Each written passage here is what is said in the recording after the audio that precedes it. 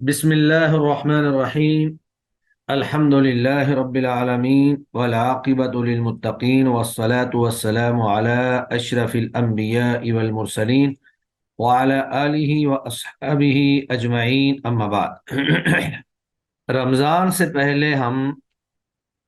نماز کی شرائط کے حوالے سے پڑھ رہے تھے، اور اس میں ہم نے یہ پڑھا کہ نماز کے لیے یہ شرط ہے کہ انسان باوضو ہو، اسی طرح اس کا جسم، اس کا لباس اور وہ جگہ جہاں پر وہ نماز پڑھ رہا ہے وہ بھی پاک صاف ہوں۔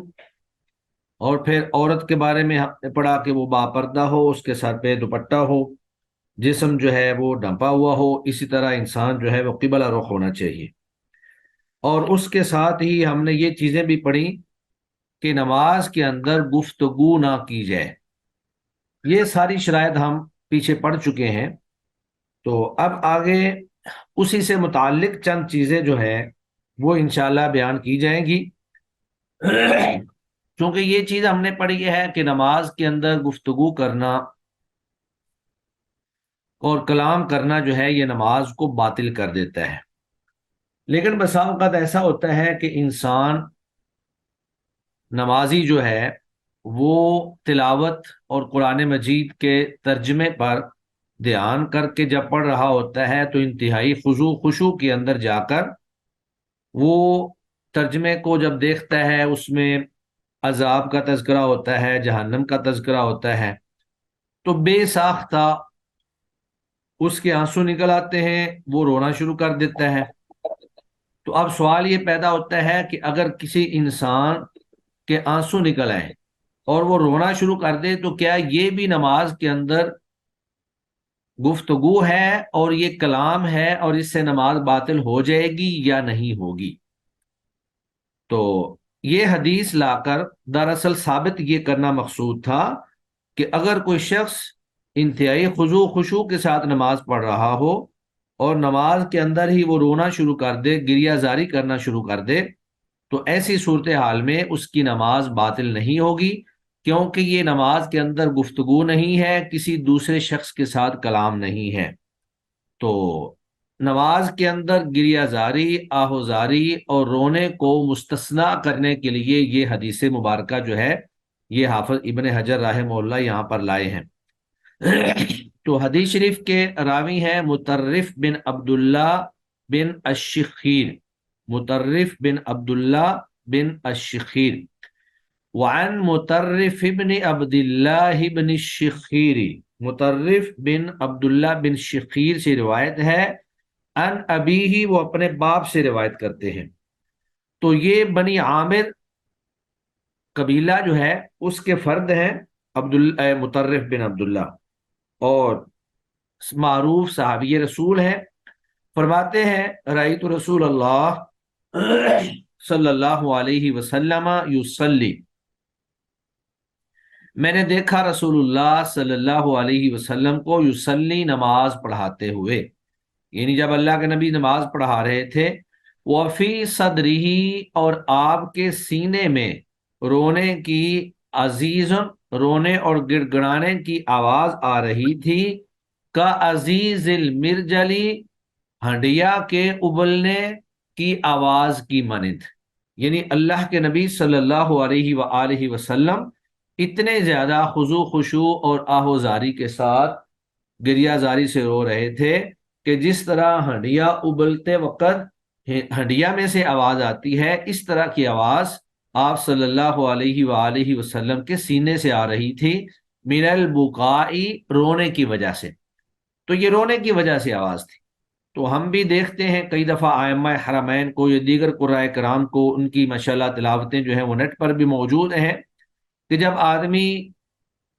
ترجمے پر بھی غور کرتے ہوئے اور غور و فکر کے ساتھ تلاوت کر رہا ہو،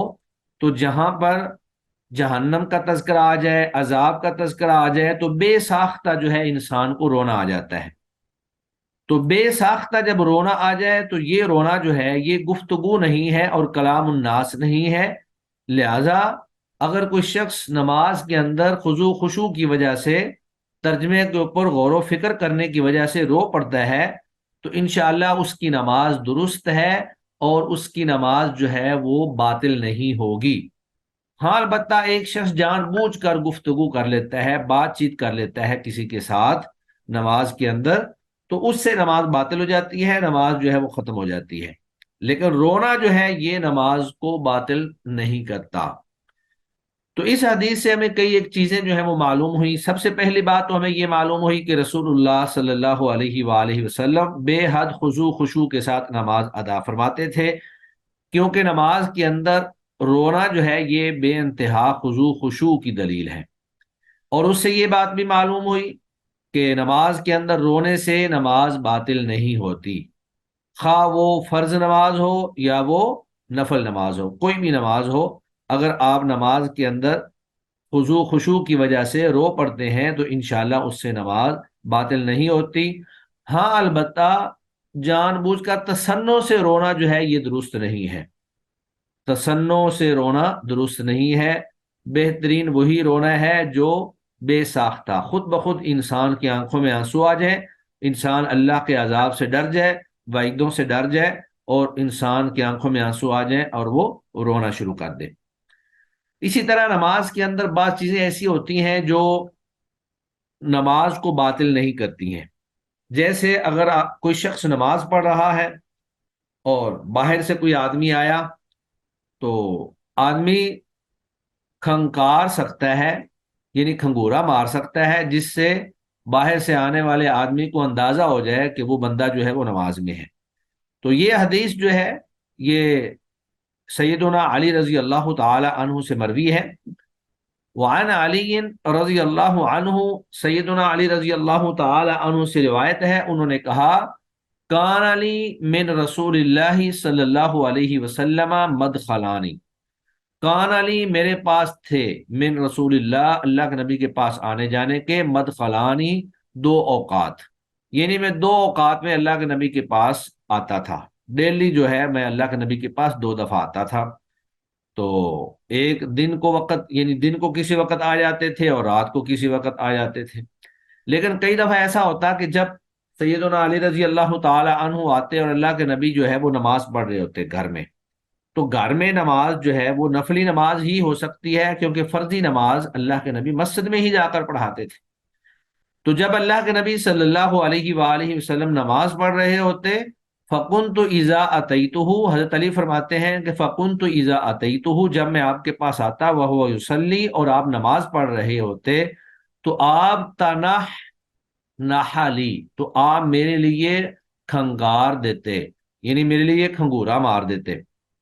تو جس سے میں سمجھ جاتا کہ اللہ کے نبی صلی اللہ علیہ وسلم نماز میں ہیں، اور میں رک جاتا، اور جب آپ صلی اللہ علیہ وسلم نماز پوری کر لیتے تو میرے لیے دروازہ کھول دیتے۔ تو اس سے یہ بات بھی معلوم ہوئی کہ نماز کے اندر صرف کھانسی کرنا، کھنکارنا، ایسا کھنکارنا کہ جس سے آواز پیدا نہ ہو، یعنی آواز کا مطلب یہ ہے کہ گفتگو نہ بنے، کوئی اس سے کلام اور گفتگو جملہ پورا جو ہے وہ نہ بنے، صرف کھانسنے کی آواز ہو۔ تو نماز کے اندر کھانسنے سے بھی گفتگو جو ہے وہ پیدا نہیں ہوتی اور کلام پیدا نہیں ہوتی، اور اس سے نماز باطل نہیں ہوتی۔ تو اس حدیث میں دراصل وہ جو پیچھے ہم احادیث پڑھ چکے ہیں کہ نماز کے اندر گفتگو کرنا منع ہے، ان احادیث میں دراصل وہ جزیات یا مستثنیات بیان کیے جا رہے ہیں کہ جو کہ کسی حد تک نماز کے اندر جائز ہیں۔ ان میں سے پہلا ہم نے یہ پڑھا کہ آپ جو ہیں رو سکتے ہیں، رونے میں کوئی حرج نہیں ہے، اور دوسری بات ہم نے یہ پڑھی کہ ضرورت کے تحت آپ کھنکار سکتے ہیں، کھنگورا مار سکتے ہیں، کھان سکتے ہیں، جس سے گفتگو تو پیدا نہ ہو، کوئی جملہ پیدا نہ ہو، تو آپ اس طرح کر سکتے ہیں، اس سے بھی نماز باطل نہیں ہوتی ہے۔ تو اس حدیث سے بھی ہمیں کئی ایک اہم چیزیں جو ہیں وہ معلوم ہوتی ہیں۔ ان میں سے پہلی بات تو یہ ہے کہ سیدنا علی رضی اللہ تعالی عنہ نبی کریم صلی اللہ علیہ وآلہ وسلم کے ساتھ رہتے تھے، اور آپ کی ایک منزلت تھی، ایک مقام تھا۔ یہی وجہ ہے کہ آپ روزانہ دو دفعہ رسول اللہ صلی اللہ علیہ وآلہ وسلم کی خدمت میں حاضر ہوتے۔ دوسرا اس سے یہ بات معلوم ہوئی کہ نبی کریم صلی اللہ علیہ وسلم نے اپنے گھر کو بھی نمازوں کے نور سے منور کر رکھا تھا،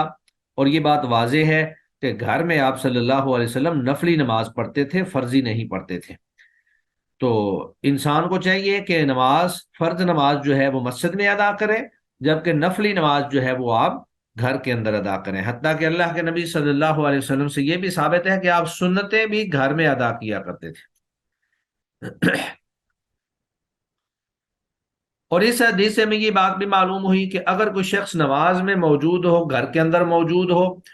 اور کسی جگہ پر اس کو کھانسنے کی ضرورت محسوس ہو جائے کسی آدمی کو متنبہ کرنے کے لیے،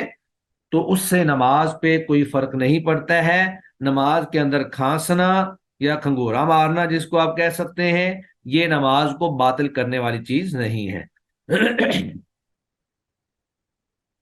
اور اس حدیث سے ہمیں یہ بھی معلوم ہوا کہ نماز کے اندر کسی سے گفتگو کرنا حرام ہے، کیونکہ گفتگو کرنے سے نماز باطل ہو جاتی ہے۔ پہلے شروع میں، ابتدائے اسلام میں جب نماز فرض ہوئی تو اس وقت گفتگو کرنا جائز تھا۔ کوئی بھی شخص جو ہے وہ آ کر کسی نمازی سے پوچھ سکتا تھا جی کون سی رکعت ہے، تو وہ آگے سے بتا دیتا کہ دوسری ہے، تیسری ہے، یا کوئی بھی بات پوچھی جا سکتی تھی، لیکن بعد میں پھر گفتگو کرنے سے منع کر دیا گیا۔ تو اللہ کے نبی صلی اللہ علیہ وآلہ وسلم اسی لیے کھانستے تھے، کیونکہ گفتگو کرنا حرام تھا۔ تو جو حرام عمل تھا اللہ کے نبی صلی اللہ علیہ وسلم نے اس کو چھوڑ دیا، اور جو جائز تھا اس کو آپ نے اختیار کر لیا۔ اسی طرح نماز کے اندر تسبیح اور قرات کے اندر قرات کا جواب وغیرہ دینا یہ بھی جائز ہے۔ اگر کہیں پہ عذاب کی آیت آئے تو جہنم کی پناہ مانگنا، اللہ کے عذاب سے پناہ مانگنا، اور کہیں پر رحمت کی آیت آ جائے تو اللہ تعالیٰ سے جنت کا سوال کرنا اور اللہ کی رحمت کا سوال کرنا، اگر کوئی آدمی ایسا کرتا ہے تو وہ بھی درست ہے، اس سے بھی نماز باطل نہیں ہوتی ہے۔ اس کے بعد ایک تیسری چیز جو ہے، جو عام طور پر نماز کے اندر پیش آتی ہے، اور یہ بہت مارکۃ الآراء چیز ہے، بہت سارا اس میں اختلاف بھی پایا جاتا ہے، لیکن راجح چیز جو حدیث کے مطابق ہے وہ یہاں پر بیان کی گئی ہے۔ پہلے یہ ہوتا تھا کہ نماز کے اندر چونکہ گفتگو جائز تھی، کوئی بھی شخص باہر سے آتا اور نمازیوں کو سلام کہتا تو نمازی باقاعدہ وعلیکم السلام ورحمۃ اللہ وبرکاتہ الفاظ کے ساتھ اس کا جواب دے دیتے تھے۔ لیکن جب نماز کے اندر گفتگو کرنے سے منع کر دیا گیا تو اس وقت پھر اللہ کے نبی صلی اللہ علیہ وآلہ وسلم نے ہاتھ کے اشارے سے سلام کرنے والے کے سلام کا جواب دینے کا عمل اختیار کیا۔ یعنی ہاتھ کے اشارے سے آپ نے مثلا ہاتھ باندھے ہوئے ہیں تو آپ تھوڑا سا ہاتھ اوپر کر کے آپ جو ہے سلام کا جواب دے سکتے ہیں۔ تو اس میں اگرچہ فقہا اور بہت سارے اہل علم کا اختلاف ہے، بعض تو کہتے ہیں کہ سلام جو ہے وہ کرنا ہی نہیں چاہیے، بعض کہتے ہیں کہ سلام اگر کوئی کر دے تو اس کا جواب نہیں دینا چاہیے، اور ان کی دلیل یہ وہ روایات ہیں جن کے اندر گفتگو کرنے سے منع کیا گیا ہے۔ جبکہ دوسرے علماء جو سلام کا جواب دینے کی اجازت دیتے ہیں، منع نہیں کرتے، وہ کہتے ہیں کہ اصل میں وہ روایات جو گفتگو کرنے سے منع کی ہیں وہ تو زبان سے جواب دینے سے منع کیا گیا ہے۔ یہی وجہ ہے کہ جب زبان سے جواب دینا منع کر دیا گیا ہے تو ہاتھ سے جواب دینے کی اللہ کے نبی نے اجازت دے دی ہے، اور آپ نے اس کی گنجائش پیدا کر دی ہے۔ تو لہذا راجح موقف یہی ہے کہ اللہ کے نبی صلی اللہ علیہ وسلم کا عمل اور صحابہ کا جو عمل ہے وہ یہی تھا کہ سلام کہا بھی جا سکتا ہے نمازیوں کو، اور سلام کا جواب بھی دیا جا سکتا ہے، لیکن یہ جواب زبان سے نہیں ہوگا، یہ ہاتھ کے اشارے سے ہوگا۔ اگر آپ نے ہاتھ باندھے ہیں، قیام میں ہیں، تو اسی طرح تھوڑا سا ہاتھ اوپر کر دیں، اور اگر آپ رکوع میں ہیں تو بھی اسی طرح دائیں ہاتھ کو تھوڑا سا اوپر کر دیں، آپ تشہد میں ہیں تو بھی آپ اپنے دائیں ہاتھ کو تھوڑا سا اوپر کر دیں، لیکن زبان سے آپ نے گفتگو نہیں کرنی ہے، زبان سے آپ نے سلام کا جواب نہیں دینا ہے۔ جس طرح پچھلی حدیث کے اندر ہم نے یہ پڑھا کہ اللہ کے نبی صلی اللہ علیہ وسلم کھانس دیتے تھے، اور کھانسنے سے حضرت علی رضی اللہ تعالیٰ عنہ کو پتہ چل جاتا تھا، لیکن آپ گفتگو نہیں فرماتے تھے۔ تو اگر کسی شخص کو متنبہ کرنے کے لیے کھانسی کی جا سکتی ہے تو کسی کا سلام کا جواب دینے کے لیے ہاتھ سے اشارہ بھی کیا جا سکتا ہے۔ تو حضرت ابن عمر وعن ابن عمر رضی اللہ تعالی عنہما، سیدنا ابن عمر رضی اللہ تعالی عنہما سے روایت ہے، قال انہوں نے فرمایا قلت لبلال، میں نے سیدنا بلال رضی اللہ تعالی عنہ سے پوچھا۔ اب حضرت ابن عمر ماشاءاللہ بہت بڑے عالم تھے، متبع سنت تھے، سنت سے محبت کرنے والے صحابی تھے، لیکن انہوں نے جو بات ان کو علم نہیں تھی وہ انہوں نے سیدنا بلال رضی اللہ تعالیٰ عنہ سے پوچھی، کیونکہ بلال جو ہیں وہ ایک تو مؤذن تھے، اور دوسرا واضح بات ہے جو مؤذن ہوتا ہے وہ اقامت بھی کہتا ہے، اور اقامت کہنے والا شخص جو ہے وہ بالکل امام کے پیچھے کھڑا ہوتا ہے۔ تو جو امام کے پیچھے کھڑا ہونے والا شخص چیز دیکھ سکتا ہے وہ دور یا پچھلی صفوں میں کھڑا ہونے والا نہیں دیکھ سکتا۔ تو حضرت ابن عمر رضی اللہ تعالی عنہ نے سیدنا بلال رضی اللہ تعالی عنہ سے پوچھا، سوال کیا کہ کئی فرائیت النبیہ، کہ کیسے آپ نے اللہ کے نبی کو دیکھا ہے، یرد علیہم، کہ وہ جواب دیتے تھے ان پر، حین یسلمون علیہ، جب وہ ان کو سلام کہتے تھے، یعنی جب صحابہ کرام رضوان اللہ علیہم اجمعین اللہ کے نبی کو نماز میں سلام کہتے تھے تو وہ کیسے جواب دیتے تھے۔ قالا وہو یصلی، اس حال میں کہ وہ نماز پڑھ رہے ہوتے تھے۔ قالا، تو سیدنا بلال رضی اللہ تعالی عنہ نے فرمایا، یقول ہاکذا، وہ ایسے کرتے تھے۔ تو یہ یقول جو ہے یہ یفعل کے معنی میں بھی عربی زبان میں استعمال ہوتا ہے، یقول بمعنی یفعل، یعنی ایسا کرتے تھے، اور یہ کلام عرب میں ایک معروف چیز ہے۔ وَبَسَطَ كَفَّهُ، اور آپ نے اپنی ہتھیلی کو پھیلایا، اپنی ہتھیلی کو پھیلایا، یعنی ہاتھ کی ہتھیلی سے اس طرح کر کے آپ صلی اللہ علیہ وسلم صحابہ کرام کے سلام کا جواب دیتے تھے۔ تو اس حدیث سے اخرجہ ابو داود و ترمذی و صححہ، اس حدیث کو امام ابو داود، امام ترمذی نے روایت کیا ہے، اور امام ترمذی نے اس حدیث کو صحیح قرار دیا ہے۔ تو اس حدیث سے بھی ہمیں کئی ایک اہم مسائل جو ہیں وہ معلوم ہوتے ہیں۔ ایک مسئلہ تو یہ معلوم ہوا کہ بے شک آدمی جیسا بھی بڑا عالم ہو، اگر اس کو کسی مسئلے کا علم نہیں ہے تو وہ اپنے سے تھوڑے علم والے شخص سے سوال کر سکتا ہے، پوچھ سکتا ہے، جیسا کہ سیدنا عبداللہ بن عمر نے حضرت بلال رضی اللہ تعالی عنہ سے پوچھا۔ اور یہ بات بھی معلوم ہوئی کہ بسا اوقات بڑے عالم سے بھی کوئی مسئلہ مخفی رہ سکتا ہے، کیونکہ انسان تو انسان ہے، اور وہ کسی وقت بھی کوئی چیز اس سے مخفی ہو سکتی ہے۔ اور پھر نبی کریم صلی اللہ علیہ وسلم کا یہ عمل ہمارے سامنے آیا کہ آپ نماز کے اندر سلام کا جواب زبان سے نہیں بلکہ ہاتھ سے دے سکتے ہیں۔ تو اس سے ہمیں یہ بات معلوم ہوئی کہ نماز کے اندر کوئی ایسی حرکت یا کوئی ایسا عمل جو گفتگو نہ کہلاتا ہو، کلام الناس نہ بنتا ہو، تو آپ وہ عمل یا آپ وہ حرکت کر سکتے ہیں، اور اس سے انشاءاللہ نماز کے اوپر اثر نہیں پڑتا ہے۔ تو ہم نے گویا کہ تین چیزیں پڑھ لیں۔ ایک تو یہ ہے کہ نماز کے اندر رونا، اسی طرح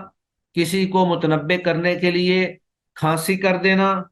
یا پھر کسی کے سلام کا جواب دینا، یہ چیزیں مبطل صلاح نہیں ہیں، یعنی نماز کو باطل کرنے والی نہیں ہیں۔ اسی طرح ایک چوتھی چیز جو ہے وہ یہاں پر بیان کی جا رہی ہے جو کہ نماز کے اندر درست ہے،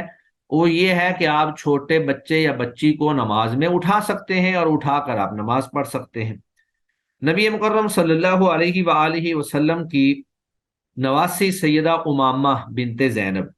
یعنی آپ صلی اللہ علیہ وسلم کی بیٹی سیدہ زینب رضی اللہ تعالی عنہا، ان کی بیٹی تھی، اور ان کی عمر بھی چھوٹی تھی۔ تو جب سیدہ زینب رضی اللہ تعالی عنہا بیمار ہوئیں تو اس وقت پھر اللہ کے نبی اپنی نواسی کو اٹھا کر اپنے ساتھ مسجد میں لے آیا کرتے تھے۔ جب آپ صلی اللہ علیہ وآلہ وسلم سجدہ کرتے یا رکوع کرتے تو اس کو نیچے بٹھا دیتے، اور جب آپ قیام میں کھڑے ہوتے تو آپ اس کو اٹھا لیتے۔ تو یعنی نماز کے اندر بچے کو اٹھانا یہ ایسی حرکت نہیں ہے جس سے نماز باطل ہوتی ہو۔ وعن ابی قتادہ رضی اللہ عنہ، سیدنا ابو قتادہ رضی اللہ تعالی عنہ سے روایت ہے، قال، انہوں نے فرمایا، کان رسول اللہ صلی اللہ علیہ وسلم، تھے رسول اللہ صلی اللہ علیہ وسلم یصلی نماز پڑھتے، وہو حامل اس حال میں کہ آپ اٹھائے ہوئے ہوتے تھے، کس کو؟ امامہ بنت زینب کو۔ تو سیدہ امامہ جو ہیں یہ سیدہ زینب کی بیٹی تھی، یعنی سیدہ زینب رضی اللہ تعالی عنہا جو اللہ کے نبی کی بیٹی تھی، یہ ان کی بیٹی تھی، تو یہ آپ صلی اللہ علیہ وسلم کی نواسی لگی۔ فَإِذَا سَجَدَ جب آپ سجدہ کرتے، وَضَعَهَا آپ اس کو نیچے بٹھا دیتے، وَإِذَا قَامَ اور جب آپ کھڑے ہوتے، حَمَلَهَا تو آپ اس کو اٹھا لیتے۔ متفق علیہ، یہ حدیث متفق علیہ ہے، بخاری مسلم کے اندر موجود ہے۔ وَلِمُسْلِمٍ اور امام مسلم نے یہ الفاظ بھی، یعنی مسلم میں یہ الفاظ بھی موجود ہیں کہ وَهُوَ يَؤُمُّ النَّاسَ اس حال میں کہ آپ امامت کروا رہے ہوتے تھے لوگوں کی، فی المسجد مسجد میں۔ تو اس جملے سے یہ بات معلوم ہوئی کہ یہ فرض نماز میں آپ صلی اللہ علیہ وسلم سیدہ امامہ کو اٹھاتے تھے، فرض نماز کے اندر، کیونکہ مسجد میں امامت تو آپ فرض نماز کی کرتے تھے۔ تو جب فرض نماز کے اندر بچے کو اٹھانا جائز ہے تو نفلی نماز کے اندر بھی اٹھانا درست ہے، اس میں کوئی حرج والی بات نہیں ہے۔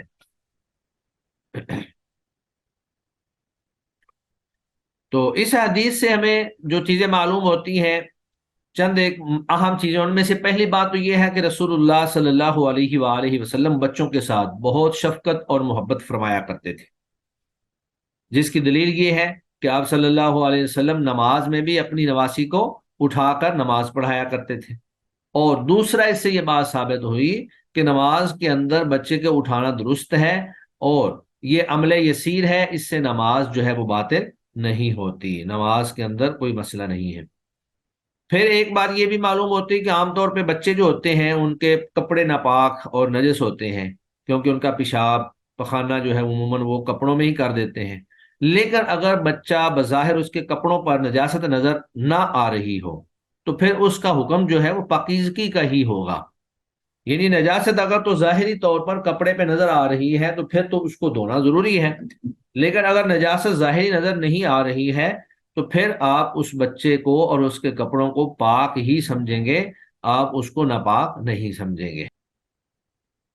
اور اس سے یہ بات بھی معلوم ہوئی کہ بچوں کو مسجد میں لے جانا، تاکہ بالکل چھوٹے بچوں کو مسجد میں لے جانا بالکل درست ہے، بلکہ بچوں کو مسجد میں لے جانا چاہیے تاکہ بچے جو ہیں وہ مسجد سے مانوس ہو جائیں، مسجد کے ساتھ ان کی محبت ہو جائے، اور مسجد ان کے لیے کوئی اجنبی جگہ نہ ہو۔ لیکن یہ بات ضروری ہے کہ اگر تو بچے بالکل چھوٹے ہیں تو ان کو پیمپر لگا کر اور اہتمام کے ساتھ لے جایا جائے تاکہ وہ وہاں پہ پیشاب پخانہ نہ کر دیں اور مسجد میں نجاست پھیلانے کا باعث نہ بنے۔ اور دوسرا، بچوں کو اپنے پاس قابو کر کے رکھا جائے تاکہ وہ دیگر نمازیوں کو تشویش اور اذیت میں مبتلا نہ کرے۔ بچوں کو مسجد میں تو لے جانا چاہیے،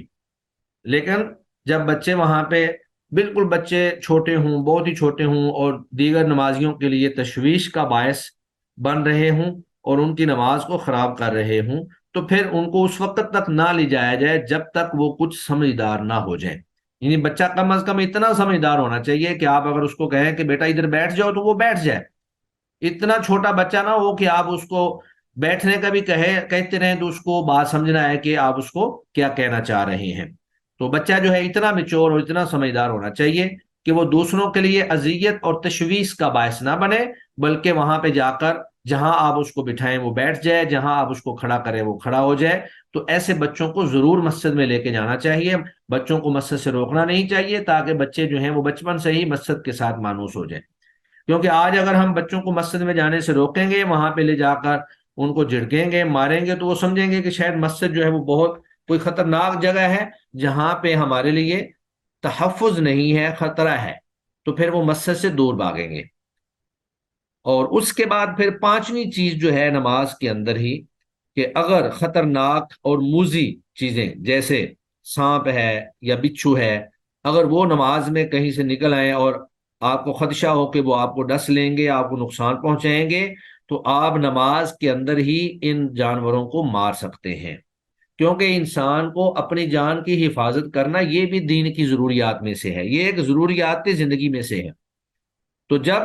ضرورت آ جائے تو وہ بہت ساری حرام چیزوں کو حلال کر دیتی ہے۔ ویسے تو نماز کے اندر حرکت کرنا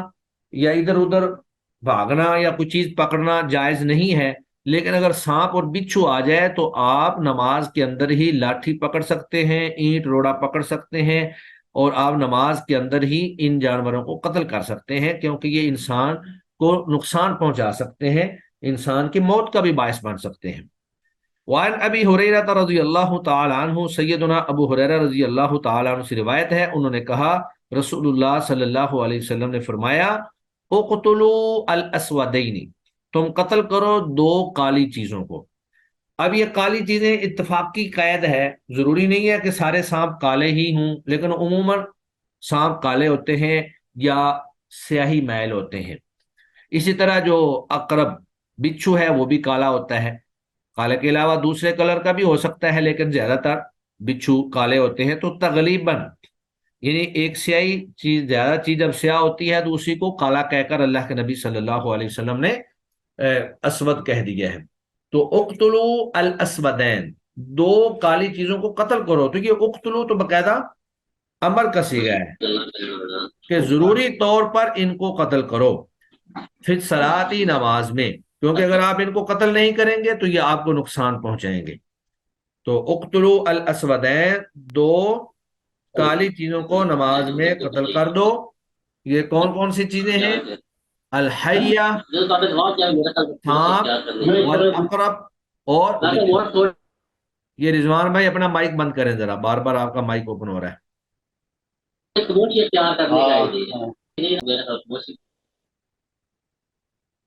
الحیۃ والاقرب، سانپ اور بچھو۔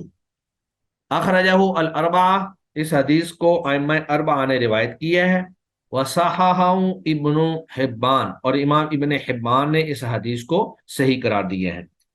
تو گویا کہ ہمارے پاس 5 چیزیں آ گئیں جو نماز کے اندر جائز ہیں، اور یہ نماز کے خضوع خشوع کے منافی نہیں ہیں، اور جو نماز کے اندر گفتگو کرنے سے منع کیا گیا تھا، امرنا بالسکوت ونہینا عن الکلام، گفتگو کرنے سے منع کیا گیا، خاموشی کا حکم دیا گیا، یہ اس کے منافی نہیں ہے، بلکہ یہ ضرورت کے تحت اللہ کے نبی صلی اللہ علیہ وسلم نے ان کی گنجائش دی ہے۔ تو ان میں سے پہلی بات تو یہ ہے کہ اگر آپ تلاوت کے مفہوم پر غور و فکر کرتے ہوئے تلاوت کر رہے ہیں، اور کہیں پر آپ کے اوپر جو ہے وہ خضوع خشوع کی وجہ سے گریہ زاری اور رونا جو ہے آپ کے اوپر غالب آ جاتا ہے، تو آپ اگر رو لیتے ہیں تو وہ نماز کے منافی نہیں ہے۔ اسی طرح نماز کے اندر کھانسی کرنا کسی کو متنبع کرنے کے لیے، یہ بھی درست ہے۔ اسی طرح ہاتھ کے اشارے سے، گفتگو سے نہیں، کلام سے نہیں، منہ سے نہیں، بلکہ ہاتھ کے اشارے سے سلام کا جواب دینا، یہ بھی درست ہے۔ اور پھر اسی طرح نماز کے اندر بچے کو اٹھا کر نماز پڑھنا، یہ بھی درست ہے۔ اور آخری بات، وہ موذی جانور جو انسان کے لیے ہلاکت کا باعث بن سکتے ہیں، ان کو نماز میں قتل کرنا بھی درست ہے، اس سے نماز باطل نہیں ہوتی ہے۔ تو یہاں ہی ہمارا شرائط نماز کا جو باب ہے وہ مکمل ہو گیا، باب شروط الصلاۃ جو ہے۔ اب آگے باب ہے باب سترۃ المصلی، نمازی کے سترے کا بیان، نمازی کے سترے کا بیان۔ سترے سے مراد وہ لکڑی یا وہ دیوار یا وہ نیزہ یا وہ تیر یا وہ چیز ہے، کوئی بھی چیز ہو سکتی ہے جو نمازی نماز پڑھتے ہوئے اپنے سامنے رکھے۔ ستون بھی ہو سکتا ہے، دیوار بھی ہو سکتی ہے، اور اس کا فائدہ یہ ہے کہ انسان کی نظر جو ہے وہ ادھر ادھر گھومنے کی بجائے ایک جگہ پر مرتکز ہو جاتی ہے، یعنی انسان کی نظر ادھر ادھر گھومنے کی بجائے ایک جگہ پر مرکوز ہو جاتی ہے۔ انسان کی نماز کے اندر جو ہے وہ خضوع خشوع زیادہ ہو جاتا ہے، اور اس کا فوکس جو ہے اور اس کی توجہ جو ہے وہ نماز کے اندر ہی یکسو ہو جاتی ہے، اس کی یکسوئی اور اس کی توجہ جو ہے وہ منتشر نہیں ہوتی۔ یہ سترے کا ایک بڑا فائدہ ہے۔ سترے کا حکم کیا ہے؟ سترے کا حکم استحباب کا ہے، یعنی سترہ رکھنا مستحب ہے، واجب اور فرض نہیں ہے، کیونکہ ایک حدیث کے اندر یہ بھی ثابت ہے کہ اللہ کے نبی صلی اللہ علیہ وآلہ وسلم نے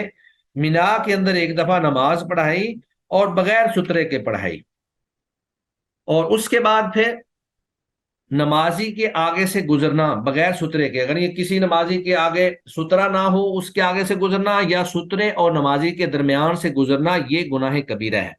تو گزرنے والے کے لیے تو بہت بڑا گناہ ہے، لیکن اس سے انسان کی نماز، جو احادیث کے اندر نماز کے انقطاع کا حکم ہے، اس سے مراد نماز کے اندر نقص ہے، یعنی انسان کی نماز تو ہو جاتی ہے، لیکن اس کی نماز کے اندر چونکہ واضح بات ہے کہ وہ اتنا اس کا ذہن، اس کا دماغ منتشر ہوا کسی آدمی کے گزرنے کی وجہ سے، تو اس کی نماز کے اندر جو برکت ہے یا اس کی نماز کا جو اجر و ثواب ہے اس میں کمی واقع ہو جاتی ہے۔ تو ہم باب سترۃ المصلی پڑھ رہے تھے، اس میں تین چار چیزیں اہم ہیں۔ سب سے پہلی بات تو یہ اہم ہے کہ سترہ رکھنے کا حکم کیا ہے۔ تو جس طرح میں نے پہلے بھی بتایا کہ نمازی کا اپنے سامنے سترہ رکھنا یہ ایک مستحب عمل ہے، فرض اور واجب نہیں ہے، کیونکہ اس کی وجہ یہ ہے کہ رسول اللہ صلی اللہ علیہ وآلہ وسلم سے ثابت ہے کہ آپ صلی اللہ علیہ وآلہ وسلم نے ایک دفعہ مینا میں نماز پڑھائی اور بغیر سترہ کے پڑھائی۔ تو جب اللہ کے نبی صلی اللہ علیہ وآلہ وسلم نے ایک چیز پر عمل کیا ہو اور کبھی نہ بھی کیا ہو، تو اس کا مطلب یہ ہے کہ وہ چیز واجب اور فرض نہیں ہے۔ دوسری بات یہ ہے کہ سترہ کی مقدار کیا ہونی چاہیے۔ تو اللہ کے نبی صلی اللہ علیہ وآلہ وسلم اونٹ کا جو کجاوا ہوتا تھا، پلان ہوتا تھا جس پر آپ صلی اللہ علیہ وسلم بیٹھتے تھے، اس کی لمبائی جو تقریباً 3 ہاتھ، آپ کہہ لیں کہ 1.5 فٹ، اتنا لمبا جو ہے نا اونچا سترہ وہ ہوا کرتا تھا۔ اسی طرح اگر کوئی شخص سترے اور نمازی کے درمیان سے گزرتا ہے تو پہلی بات تو یہ ہے کہ اس کو روکنا چاہیے، اور اگر وہ پھر بھی گزر جاتا ہے تو نمازی کی نماز پہ اثر نہیں پڑے گا، ہاں البتہ وہ بندہ جو ہے وہ خود گناہ گار ہوگا۔ تو اس باب کی سب سے پہلی حدیث جو ہے وہ ابو جہیم بن حارث رضی اللہ تعالی عنہ سے مروی ہے۔ وعن ابی جحیم بن الحارث رضی اللہ عنہ، سیدنا ابو جحیم بن حارث رضی اللہ تعالی عنہ سے روایت ہے۔ ابو جحیم بن حارث جو ہے ان کا نام عبداللہ تھا، ابو جحیم جو ہے یہ ان کی کنیت ہے، اور یہ حارث بن سما انصاری قبیلہ خزرج سے تعلق رکھتے تھے۔ حارث بن سما انصاری کے بیٹے تھے، اور امیر معاویہ رضی اللہ تعالی عنہ کی خلافت تک زندہ رہے۔ فرماتے ہیں قال، انہوں نے فرمایا قال رسول اللہ صلی اللہ علیہ وآلہ وسلم، رسول اللہ صلی اللہ علیہ وسلم نے فرمایا لو یعلم المار، اگر جان لے گزرنے والا، المار گزرنے والا، گزرنے والا بندہ یہ جان لے کہ نمازی کے سامنے سے گزرنا جو ہے یہ کتنا گناہ کا کام ہے، بین یدی المصلی، نمازی کے سامنے سے، کہ ماذا علیہ من الاثم، کہ اس پر کیا گناہ ہے، تو فرمایا کہ وہ رکا رہے، لکان ان یقف، تو وہ رکا رہے 40، اب 40 کا تذکرہ تو ہے لیکن یہ تذکرہ نہیں ہے کہ 40 سے کیا مراد ہے۔ تو اہل علم نے، مفسرین نے بیان کیا کہ وہ 40 دن رکا رہے، یا 40 مہینے رکا رہے، یا 40 سال تک رکا رہے۔ تو فرمایا لکانا ان یقفا، تو ہے اس کے لیے کہ وہ رکا رہے 40، خیر اللہ، اس کے لیے بہتر ہے، من، اس بات سے، ان یمر بین یدیہ، کہ وہ اس نمازی کے سامنے سے گزر جائے، یعنی اس کے لیے 40 تک رکنا۔ یہ حدیث جو ہے متفق علیہ ہے، اس میں اگرچہ تذکرہ نہیں ہے کہ کتنا رکنا، صرف 40 کا تذکرہ ہے۔ واللفظ للبخاری، اور یہ الفاظ بخاری کے ہیں۔ ووقع فی البزار، اور مسند بزار میں، من وجہ آخر، ایک دوسری روایت سے، ایک دوسری سند سے یہ الفاظ موجود ہیں۔ کیا الفاظ موجود ہیں؟ 40 خریفا، 40 سال، یعنی مسند بزار کی روایت کے اندر 40 سال کا باقاعدہ تذکرہ موجود ہے۔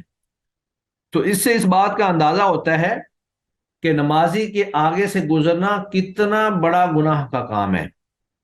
کتنا زیادہ اس پہ گناہ ہے، کہ ایک شخص اگر 40 سال تک بھی اس کو رکنا پڑے تو وہ رکا رہے اور وہ نمازی کے آگے سے نہ گزرے۔ تو اب 40 سال تو کوئی بھی نہیں رکتا ہے، واضح بات ہے کہ ایک شخص جو نماز ادا کر رہا ہے وہ 5 منٹ 7 منٹ 10 منٹ کے اندر اپنی نماز ادا کر لے گا، تو ایسے شخص کو چاہیے کہ وہ وہاں پر انتظار کرے اور نمازی کے آگے سے نہ گزرے۔ تو یہ حدیث جو ہے نمازی کے آگے سے گزرنے والے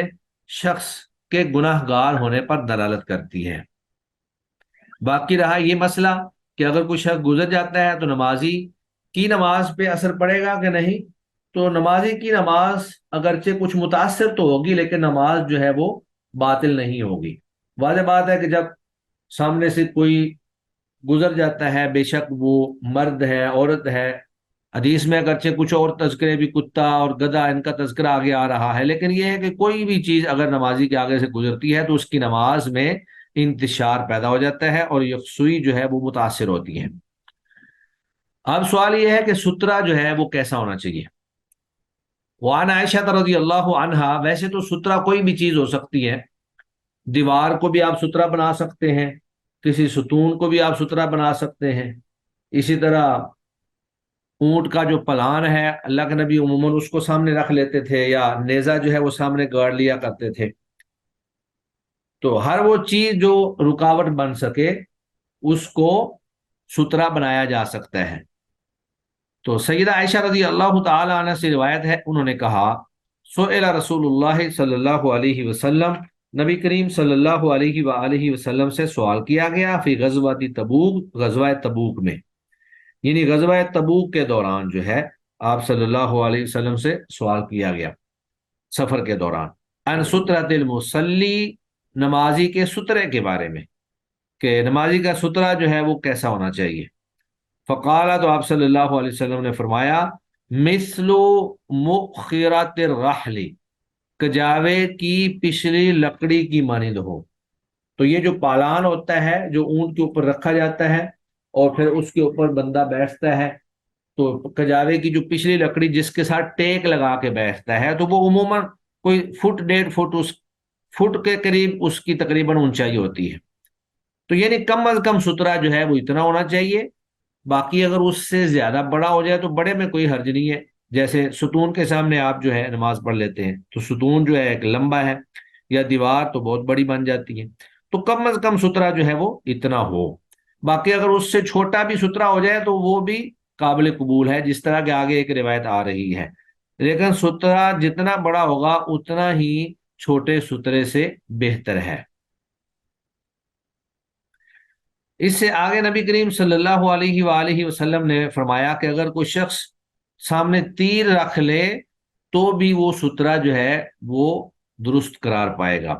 وعن صبرۃ بن معبد الجوہنی، صبرہ بن معبد الجوہنی سے روایت ہے، انہوں نے کہا رسول اللہ صلی اللہ علیہ وسلم نے فرمایا، لیستتر احدکم، چاہیے کہ سترہ رکھے تم میں سے کوئی ایک، فی الصلاۃ، نماز میں، ولو بسہم، اگرچہ تیر کے ساتھ۔ تو اب تیر جو ہے اس کی لمبائی تو ہوتی ہے لیکن اس کی کوئی موٹائی زیادہ نہیں ہوتی ہے، یعنی چوڑائی زیادہ نہیں ہوتی ہے، تو اس کا مطلب یہ ہے کہ اگر کوئی چیز زیادہ چوڑی نہیں ہے، لمبی موجود ہے، تو اس کا بھی سترہ جو ہے بنایا جا سکتا ہے۔ لیکن تیر کا سترہ یہ نہیں کہ تیر لمبا آگے ڈال دیا جائے گا، بلکہ تیر کا سترہ اگر بنانا ہو تو اس کو زمین میں گاڑا جائے گا لمبائی میں اوپر کی طرف۔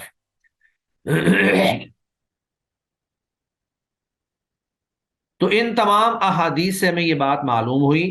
پچھلی جو ہم نے تینوں احادیث پڑھی ہیں، کہ نمازی کو نماز میں سترہ رکھنا وہ مستحب عمل ہے، واجب نہیں ہے، کیونکہ ایک حدیث کے اندر موجود ہے کہ نبی کریم صلی اللہ علیہ وآلہ وسلم نے مدا کے اندر نماز ادا کی اور بغیر سترے کے ادا کی۔ باقی رہا یہ مسئلہ کہ سترہ چھوٹا ہو یا بڑا ہو، تو سترہ جو ہے چھوٹا بھی جائز ہے، درست ہے، لیکن سترہ جتنا بڑا ہوگا اتنا ہی زیادہ افضل ہے۔ تو آج کا ہمارا لیکچر اتنا ہی ہے، کیونکہ وقت مکمل ہو چکا ہے، پورا ہو چکا ہے۔